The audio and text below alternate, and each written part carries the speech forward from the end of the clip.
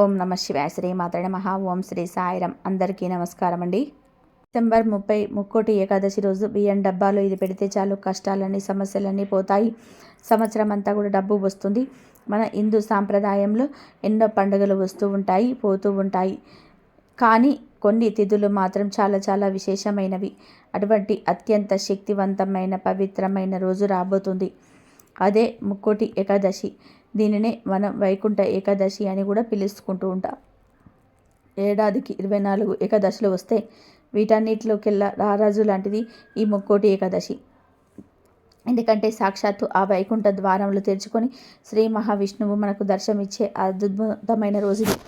ఇటువంటి గొప్ప రోజున మన ఇంట్లో ఉండే డ్రమ్ములో లేదా బియ్యం డబ్బాలో ఈ వస్తువును వేస్తే దరిద్రం పోయి లక్ష్మీదేవి తిష్ట వేస్తుంది.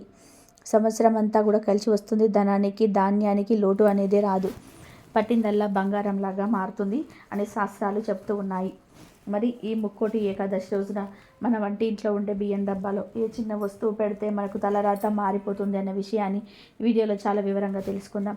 అంతేకాదు ఏకాదశి రోజు ఎటువంటి పొరపాట్లు అసలు చేయకూడదు, ఎటువంటి ప్రదేశాలకు వెళ్ళకూడదు అన్న విషయాన్ని కూడా ఈ వీడియోలో తెలుసుకుందాం. ఫ్రెండ్స్, ఈ వీడియోని ఎక్కడ కూడా స్కిప్ చేయకుండా చివరి వరకు చూడండి.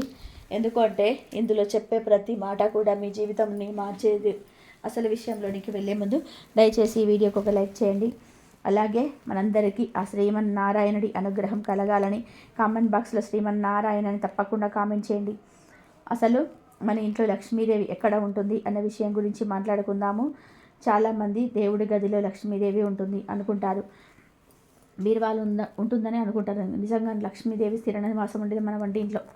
అందులోనూ ముఖ్యంగా మనం బియ్యం నిల్వ చేసే డబ్బాలో. అవును, అన్నం పరబ్రహ్మ స్వరూపం అంటారు.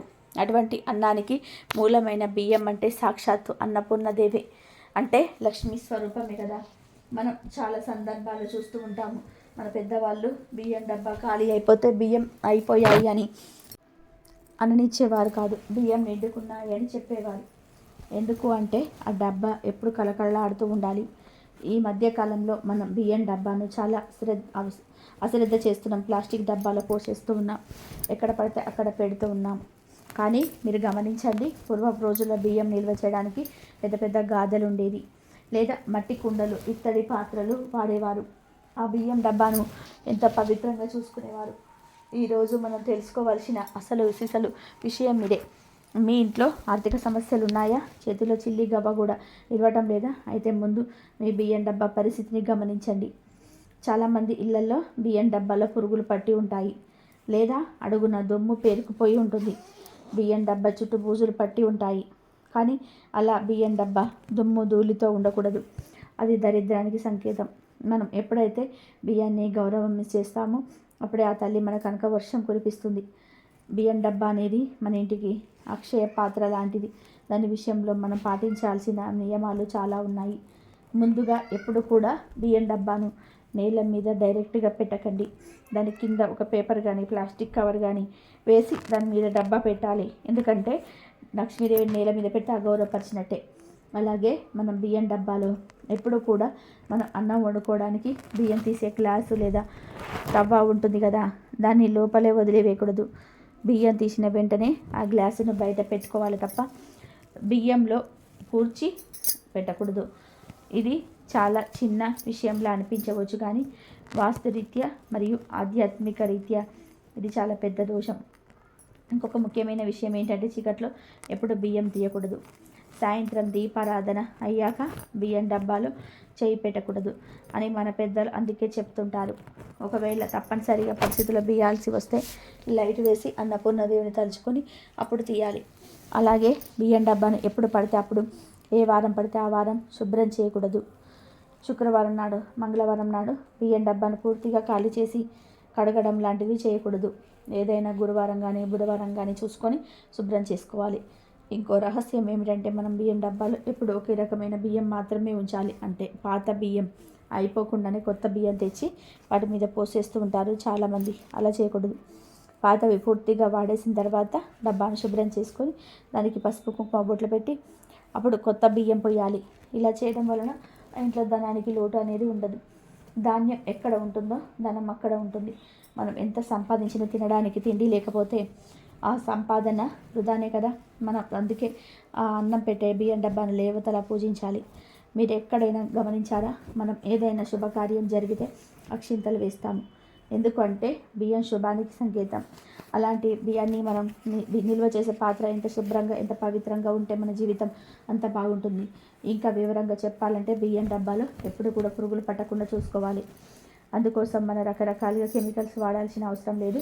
మన వంటింట్లో ఉండే సహజమైన వస్తువులైన వేపాకు కానీ, ఎండుమిరపకాయలు కానీ బియ్యం డబ్బాలో వేస్తే పురుగు పట్టదు. ఆరోగ్యానికి కూడా మంచిది. ముఖ్యంగా ఈ ముక్కోటి ఏకాదశి లాంటి పర్వదినాల్లో బియ్యం డబ్బాలో ఖాళీగా అస్సలు ఉంచకూడదు. పండుగ వస్తుందనగానే 2 రోజుల ముందే డబ్బాని నిండా బియ్యం ఉండేలా చూసుకోండి. నిండు కుండల డబ్బు ఉంటే మీ ఇల్లు కూడా సిరి సంపదలతో నిండుగా ఉంటుంది. ఇంకో విషయం ఏమిటంటే, మనం అన్నం వండడానికి బియ్యం తీసేటప్పుడు కింద ఒలక్కుండా జాగ్రత్త పడాలి. కాళ్ళ కింద బియ్యం గింజలు నలిగితే అది మహాపాపం. అందుకే బియ్యం డబ్బా దగ్గర చాలా జాగ్రత్తగా ఉండాలి. కొంతమంది ఆడవాళ్ళు స్నానం చేయకుండా అంటూ బట్టలతో బియ్యం డబ్బాను ముట్టుకుంటూ ఉంటారు. అది అస్సలు చేయకూడదు. అన్నపూర్ణాదేవి ఆగ్రహిస్తుంది. మనం ఎంత భక్తితో, ఎంత రుచిగా వంట చేస్తామో ఆ వంట మన శరీరానికి అంత శక్తిని ఇస్తుంది. అదేవిధంగా మనం ఎంత పవిత్రంగా బియ్యాన్ని భద్రపరుచుకుంటామో ఆ బియ్యం మనకు అంత ఐశ్వర్యాన్ని ఇస్తుంది. కనీసం వారానికి ఒకసారైనా బియ్యం డబ్బాకు నమస్కారం చేసుకోండి. తల్లి, మాకు పట్టెడు అన్నం పెడుతున్నావు, మా కడుపు నింపుతున్నావు, మా ఇల్లు ఎప్పుడు అలాగే కలకలలాడేలాగా చూడు అని మనస్ఫూర్తిగా దండం పెట్టుకోండి. మీలో మార్పు మీకు తెలుస్తుంది. ఒక చిన్న డబ్బా కదా అని తీసి పడేయకండి. అది మీ ఇంటి ఐశ్వర్య పేటిక. దాన్ని ఎంత బాగా చూసుకుంటే అది మిమ్మల్ని అంత బాగా చూసుకుంటుంది. ఇంకొక ముఖ్యమైన విషయం ఏంటంటే, ఈ ముక్కోటి ఏకాదశి రోజున తప్పనిసరిగా కొన్ని నియమాలు పాటించాలి. అవేంటంటే, ఈ రోజున చేయకుండా పనులు ఉన్నాయి, వీటిని చేస్తే మాత్రం పుణ్యం కూడా పోతుంది. మొదటిది, ఈ రోజున తల స్నానం విషయంలో చాలా జాగ్రత్తగా ఉండాలి. ఈ పవిత్రమైన రోజున తలకు షాంపూ పెట్టి స్నానం అస్సలు చేయకూడదు. అలాగే కుంకుడుకాయలు కూడా వాడకూడదు. కేవలం మామూలు నీళ్ళతో తల స్నానం చేయాలి, లేదా నది స్నానం చేయడం ఇంకా ఉత్తమం. అలాగే ఈరోజు చాలా రద్దీగా ఉండే ప్రదేశాలకు, గొడవలు జరిగే చోట్లకు అసలు వెళ్ళకూడదు. ఎందుకంటే అక్కడ ఉండే నెగిటివ్ ఎనర్జీ మనకు తగులుతుంది. ఈ రోజున మనం ఎంత ప్రశాంతంగా, ఎంత దైవ చింతనలో ఉంటే అంత మంచిది. ముఖ్యంగా గమనించాల్సిన ఇంకొక విషయం ఏమిటంటే, ఈరోజు తులసి మొక్క జోలికి అసలు వెళ్ళకూడదు. ముక్కోటి ఏకాదశి రోజున తులసి ఆకులను అసలు కొయ్యకూడదు. తులసి దళాలు విష్ణువుకు ప్రీతికరమే, కానీ వాటిని ముందు రోజే కోసి పెట్టుకోవాలి తప్ప ఏకాదశి రోజున చెట్టును తాగడం కానీ, ఆకులు తెంపడం కానీ మహాపాపం. అలాగే ఈ రోజున ఇంట్లో గొడవలు పడడం, అబద్ధాలు చెప్పడం, ఇతరులను దూషించడం వంటివి చేస్తే మనం చేసిన పూజ అంతా కూడా బుడిదలో పోసిన పన్నీరే అవుతుంది. ఈరోజు ఉపవాసం ఉండగలిగితే చాలా మంచిది. ఒకవేళ ఆరోగ్యం సహకరించడం వారు పలహారాలు తీసుకోవచ్చు, కానీ అన్నం మాత్రం తినకూడదు. ఉల్లి, వెల్లుల్లి, మసాలాలు ఈరోజు పూర్తిగా మానేయాలి. సాత్విక ఆహారం మాత్రమే తీసుకోవాలి. ఇక ఈరోజు స్త్రీలు చేయవలసిన ఒక అద్భుతమైన పని ఉంది. అదే గోరింటాకు పెట్టుకోవడం. సాధారణంగా ఆషాఢంలో గోరింటాకు పెట్టుకుంటాం, కానీ ఈ ముక్కోటి ఏకాదశి రోజున గోరింటాకు రుబ్బి స్త్రీలు తమ చేతికి పెట్టుకుంటే వారికి దీర్ఘ సుమంగళి యోగ ప్రాప్తిస్తుంది. అంటే భర్త ఆయుష్ పెరుగుతుంది, దాంపత్య అనన్యంగా ఉంటుంది. అంతేకాదు, ఎవరైతే సొంత ఇల్లు లేదా భూములు కొనాలని ప్రయత్నం చేస్తున్నారో వారు ఈరోజు గోరింటాకు పెట్టుకుంటే వారికి భూములు కొనే యోగాలు వస్తాయని శాస్త్రాలు చెప్తున్నాయి.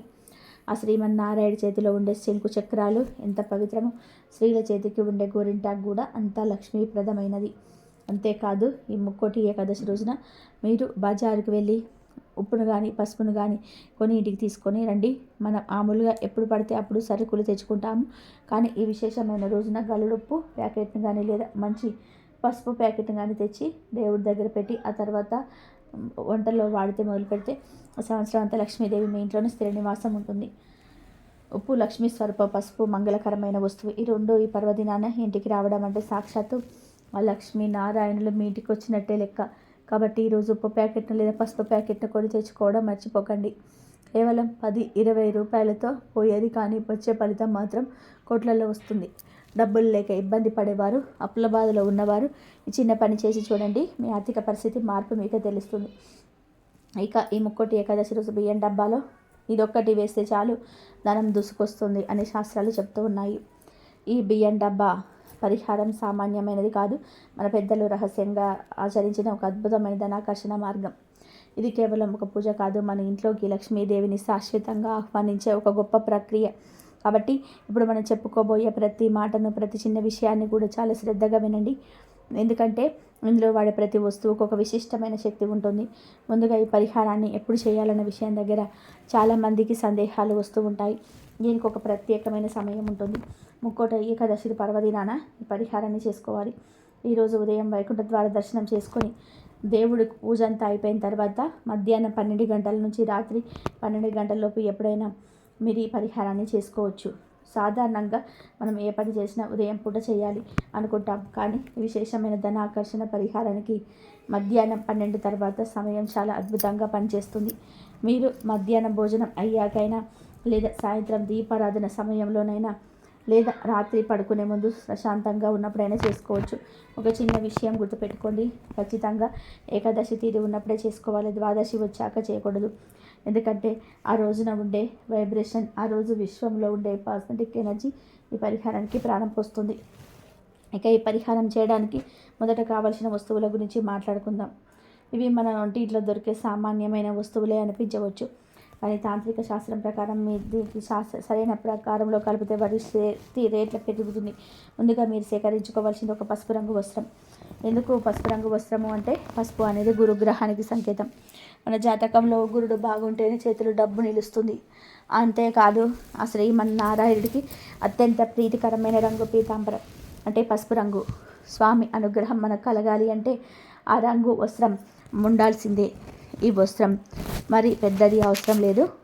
ఒక అరచేతి రుమాల్ సైజు లేదా ఒక బ్లౌజ్ పీస్ అంతా ముక్కున్నా సరిపోతుంది. అయితే ఇది కొత్తది అయితే చాలా మంచిది. ఒకవేళ కొత్తది దొరకకపోతే ఇంట్లో ఉన్న పసుపు రంగు బట్టను శుభ్రంగా ఉతికి ఆరబెట్టి దానికి కొంచెం పసుపు నీళ్లు చల్లి శుద్ధి చేసి వాడుకోవచ్చు. కానీ చిరిగిపోయినవి, మాసిపోయిన మాత్రం అస్సలు వాడకండి. ఎందుకంటే మనం పిలిచేది ధనలక్ష్మిని, ఆమె చాలా శుభ్రతను కోరుకుంటుంది. ఇప్పుడు ఆ పసుపు వస్త్రాన్ని మీ దేవుడి గదిలో దేవుడి ముందు పరచండి. మనసు ప్రశాంతంగా ఉంచుకోండి. ఇప్పుడు మనం ఒక్కొక్క వస్తువును అందులో వేస్తూ మన సంకల్పాన్ని చెప్పుకోవాలి. మొట్టమొదటిగా అందులో వేయాల్సింది 5 బిర్యానీ ఆకులు. అవును, మన వంటింట్లో వాడే బిర్యానీ ఆకులే. చాలామందికి తెలియని రహస్యం ఏమిటి అంటే, బిర్యానీ ఆకుకు నెగిటివ్ ఎనర్జీని తీసేసి పాజిటివ్ ఎనర్జీని, ముఖ్యంగా డబ్బును ఆకర్షించే గుణం చాలా ఎక్కువగా ఉంటుంది. మీరు ఎంపిక చేసుకునే ఈ 5 ఆకులు కూడా ఎక్కడ చిరిగిపోకుండా, రంధ్రాలు లేకుండా, కాడలు విరిగిపోకుండా చక్కగా అందంగా ఉండాలి. ఖండించబడిన ఆకులు వాడితే ఫలితం కూడా అలాగే ఉంటుంది. కాబట్టి మంచి ఆకులను నేరుకొని పెట్టుకోండి. ఆ 5 ఆకులను ఆ పసుపు బట్ట మధ్యలో ఉంచండి. ఆ తర్వాత ఆకులపైన వేయవలసిన 2 ముఖ్యమైన వస్తువు ధనియాలు. ధనియాలు అంటే సాక్షాత్తు కుబేరుడి స్వరూపం. మీరు గమనిస్తే మనం ధనత్రయోదశి నాడు ఖచ్చితంగా ధనియాలు కొంటాం. ధనియాలు అనే పదంలోనే ధనం ఉంది. ఒక చిన్న మొత్తం భూమిలో పెడితే అది మొలకెత్తి పెరిగి పెద్దదై మళ్ళీ ఎన్నో వేల విత్తనాలను ఎలా ఇస్తుందో, మన దగ్గర ఉన్న డబ్బు కూడా అలాగే వృద్ధి చెందాలని, మన ఇంట్లో ఉన్న సంపద రోజు రోజుకు పెరగాలని కోరుకుంటూ గుప్పెడు ధనియాలను తీసుకొని ఆ బిర్యానీ ఆకుల మీద వేయాలి. ఇది వేసేటప్పుడు మా ఇల్లు ధనధాన్యాలతో తులుతూగాలి అని మనసులో బలంగా అనుకోండి. ఈ ధనియాలు మన ఇంట్లో ఉన్న ఆర్థిక స్తబ్దతను పోగొట్టి డబ్బు ప్రవాహం పెరిగేలాగా చేస్తాయి. ఇక మూడవది లక్ష్మీదేవికి దక్షిణ సమర్పించాలి కదా. అయితే అదొక 11 రూపాయలు వేయండి. ఎందుకు 11 అంటే సంఖ్యాశాస్త్రం ప్రకారం 11 అనేది మాస్టర్ నెంబర్. ఇది చాలా శక్తివంతమైంది. అలాగే 1 రూపాయి అనేది మనం ఎప్పుడు దేవుడికి ఇచ్చే అదనపు గౌరవం. మీరు ఒక 10 రూపాయల నోటు, 1 రూపాయి కాయిన్ వేయొచ్చు, లేదా 11 1 రూపాయి బిల్లను వేయొచ్చు, లేదా 2 5 రూపాయల కాయిన్స్, లేదా 1 రూపాయి కాయిన్ వేయొచ్చు. ఎలా వేసినా మొత్తం విలువ 11 రూపాయలు ఉండేలాగా చూసుకుంటే, ఈ డబ్బును మనం ఆ ధనియాల మీద పెడుతున్నప్పుడు తల్లి లక్ష్మీదేవి ఈ చిన్న మొత్తాన్ని విత్తనంగా వేస్తూ ఉన్నాను, దీన్ని అక్షయంగా మార్చు అని వేడుకోండి. ఆ తర్వాత మంగళకరమైన వస్తువులైన పసుపు మరియు కుంకుమను కొద్దిగా మూటలో వేయాలి. పసుపు లక్ష్మీదేవికి, కుంకుమ గౌరీదేవికి ప్రతీకలు. ఎక్కడ పసుపు కుంకుమలు ఉంటాయో అక్కడ అమంగళం ఉండదు. మన ఇంటికి పట్టిన దరిద్రం పోవాలి అంటే ఈ 2 ఖచ్చితంగా ఉండాల్సిందే. గనక చిటికెడు పసుపు, చిటికెడు కుంకుమను ఆ డబ్బుల మీద, ఆకుల మీద పడేలాగా భక్తితో వేయండి. ఇవి ఆ పరిహారానికి ప్రాణప్రతిష్ఠ చేసుకున్నట్లు లెక్క. ఇప్పుడు అసలైన అత్యంత కీలకమైన వస్తువు గురించి తెలుసుకుందాము. చాలామంది డబ్బు సంపాదిస్తారు కానీ అది నిలబడదు. నేలల్లా ఖర్చు అయిపోతుంది, లేదా ఎవరో ఒకరు అప్పు అడుగుతారు, ఇస్తే తిరిగి రాదు, లేదా అనారోగ్య పాలవుతుంది. దీనికి ప్రధాన కారణం నరదిష్టి, శత్రుబాధలు. నరుడి కంటికి నల్లరాయి కూడా పగులుతుంది అంటారు. మీ ఎదుగుదల చూసి ఓర్వలేని వాళ్ళు చూపు మీ మీద పడినప్పుడు లక్ష్మీదేవి మీ ఇంట్లో ఉండలేకపోతుంది. ఆ నెగిటివ్ దృష్టి పాలద్రోలడానికి మనం ఇంట్లో వేయవలసిన వస్తువు మిరియాలు. అవును, నల్ల మిరియాలు. ఒక 5 లేదా 7 మిరియాల గింజలు తీసుకుని అందులో వేయాలి.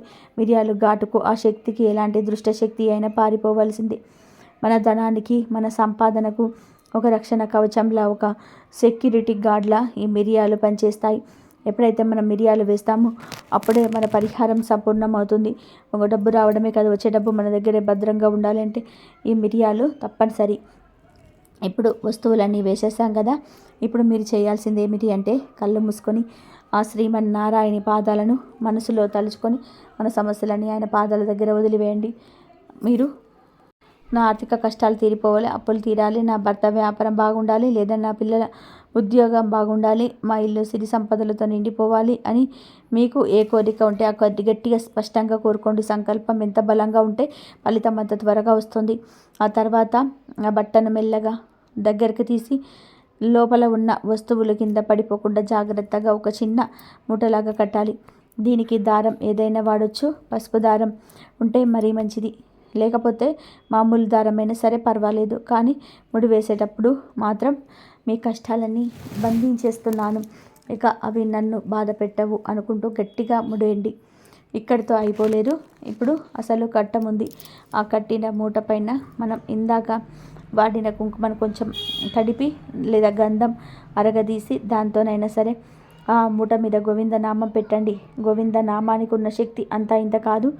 ఆపద మొక్కులవాడు ఆ గోవిందుడు. ఆ నామం ఆ మూట మీద ఉంటే సాక్షాత్తు ఆ వెంకన్న స్వామి ఆ మూటలో కొలువై ఉన్నట్టే. మనం ద్రౌపది వస్త్రాపహరణం అప్పుడు చూసి గోవింద అని ఒక్కసారి పిలవగానే అక్షయంగా చీరలు ప్రసాదించాడు. ఇప్పుడు కూడా మనం ఆ గోవిందుని నమ్ముకొని ఈ పరిహారం చేస్తున్నాం కాబట్టి మన సంపద కూడా అక్షయం అవుతుంది. ఇలా సిద్ధం చేసిన ఆ శక్తివంతమైన మూట మనం బియ్యం డబ్బాలో పెట్టాలి. అయితే డబ్బా పైన ఊరికే అలా పెట్టేయకూడదు. ఎందుకంటే సంపద ఎప్పుడు గుప్తంగా ఉండాలి, అంటే రహస్యంగా ఉండాలి. నలుగురికి కనబడేలాగా ఉంటే దాని శక్తి తగ్గిపోతుంది. అందుకే మీ బియ్యం డబ్బాలో చేత్తో కొంచెం లోతుగా నీళ్ళగా తీసి ఆ గుంటలో ఈ మూటను పెట్టి దానిపైన మళ్ళీ బియ్యం కప్పేయండి. అంటే ఎవరైనా డబ్బా మూత తీసి చూస్తే పైన బియ్యం మాత్రమే కనిపించాలి, లోపల ఈ మూట ఉన్నట్టు మీ ఒక్కరికి మాత్రమే తెలియాలి. ఇలా బియ్యం లోపల పెట్టడం వల్ల ఒక అద్భుతమైన సైన్స్ జరుగుతుంది. ఆ మూటలో ఉన్న బిర్యానాకు, ధనియాలు, మిరియాలు, ఆ మంత్రించిన రూపాయి నానా శక్తి ఆ బియ్యం గింజలకు పడుతుంది. మనం ప్రతిరోజు ఆ బియ్యాన్ని వండుకొని తిన్నప్పుడు అది అందంగా మారి మన రక్తంలో కలుస్తుంది. ఆ పాజిటివ్ ఎనర్జీ మన శరీరంలోకి, మన మెదడులోకి వెళ్తుంది. దీనివల్ల మన ఆలోచన విధానం మారుతుంది, బద్ధకం పోతుంది, నిరాశ పోతుంది, నేను సాధించగలను, నేను సంపాదించగలను అనే ఆత్మవిశ్వాసం పెరుగుతుంది. మనకు తెలియకుండానే మనలో ఒక పాజిటివ్ వైబ్రేషన్ వస్తుంది. అదే మనల్ని విజయం, తీరాలకు, ధన లాభాల వైపు నడిపిస్తుంది. ఇది చాలా సూక్ష్మమైన విషయం, కానీ చాలా గొప్ప ఫలితాన్ని ఇస్తుంది. మరి ఆ మూటను ఎన్నాళ్ళు ఉంచాలి అనే సందేహం మీకు రావచ్చు. దీన్ని కనీసం ఒక మండలం రోజు, అంటే 41 రోజులు కానీ, లేదా వచ్చే ఏకాదశి కానీ, లేదా ఒక నెల రోజుల పాటు కానీ బియ్యం డబ్బాలోనే ఉంచేయాలి. మధ్యలో బియ్యం అయిపోతూ ఉంటే కొత్త బియ్యం పోస్తూ ఉండండి తప్ప మూటను తీయకండి. ఒకవేళ బియ్యం తీసేటప్పుడు ఆ మూట చేతికి తగిలితే దాన్ని తీసి పక్కన పెట్టి బియ్యం తీసుకున్న తర్వాత మళ్ళీ లోపల గుప్తంగా పెట్టేయండి. అంతే తప్పే పదే పదే బయటకు తీసి చూడకూడదు. ఒక నెల రోజులు అలా 41 రోజులు అయిపోయాక ఆ మూటను బయటకు తీసి అందులో ఉన్న 11 రూపాయల మాత్రం తీసుకొని గుడి ఉండిలో వేసుకోండి. అంతేకాని ఆ మూటను మీరు ఖర్చు పెట్టకండి. ఇక మిగిలిన బిర్యానీ ఆకులు, ధనియాలు, మిరియాలు వంటి వాడిన వస్తువులను ఎక్కడైనా పారే నీటిలో కలిపేయండి, లేదా ఎవరు తొక్కని ప్రదేశంలో ఏదైనా చెట్టు మొదట్లో వేసేయండి. ఆ పసుపు బట్టను శుభ్రంగా ఉతికి మళ్ళీ దేవుడి పనులకు వాడుకోవచ్చు, లేదా తర్వాత ముక్కోటి ఏకాదశికి ఇదే పరిహారం చేయడానికి వాడుకోవచ్చు. ఈ చిన్న పరిహారం చూడడానికి చాలా సామాన్యంగా అనిపించవచ్చు, కానీ దీని వెనుక ఉన్న ఆధ్యాత్మిక శక్తి మాత్రం చాలా గొప్పది. మనం ఎప్పుడైతే ఆ పవిత్రమైన మూటను మన ఇంటి అక్షయపాత్రమైన బియ్యం డబ్బాలో ఉంచుతామో అప్పుడు సాక్షాత్తు అన్నపూర్ణాదేవి అనుగ్రహం మీ మన కుటుంబంపై సంపూర్ణంగా కలుగుతుంది. తల్లని చూపు మన ఇంటిపైన పడితే ఇంకా ఆ ఇంటికి ధనానికి ధాన్యానికి ఏ రోజు అనేది లోటు రాదు. ఎంత ఖర్చు పెట్టినా ఎంత వండుకున్నా బియ్యం డబ్బా ఎప్పుడు నిండు కుండలాగా కలకలలాడుతూనే ఉంటుంది. మన పెద్దలు ఎప్పుడు ఇల్లు ధనధాన్యాలతో తులతూగాలి అని అంటుంటారు. దాని అర్థం ఇదే. తినడానికి లోటు లేని తిండి, చేతి నిండా డబ్బుండడమే నిజమైన ఐశ్వర్యం. ఈ రోజున చేసే పరిహారం వలన మీలు సిరి సంపదలకు నిలయంగా మారుతుంది. ఆకలి బాధలు తెరిచేరవు, ఆర్థిక ఇబ్బందులు తొలగిపోతాయి. మీ వంటి ఎప్పుడు కూడా శుభప్రదంగా లక్ష్మీదేవి నివాసంగా మారుతుంది. కాబట్టి సంపూర్ణ నమ్మకంతో భక్తితో ఈ పరిహారం చేయండి. అన్నపూర్ణాదేవి ఆశీస్సులతో మీ జీవితం సుభిక్షంగా మారుతుంది. మీకు అన్ని శుభాలే జరుగుతాయి. ఈ వీడియో కనుక మీకు నచ్చినట్లయితే ప్లీజ్ లైక్ చేయండి, షేర్ చేయండి, సబ్స్క్రైబ్ చేయండి. మరొక మంచి వీడియోతో మళ్ళీ కలుద్దాం. ఆ అమ్మవారి అనుగ్రహం, నారాయణుడి అనుగ్రహం అందరిపైన ఉండాలని మనస్ఫూర్తిగా కోరుకుంటున్నాను. జై శ్రీరామ్.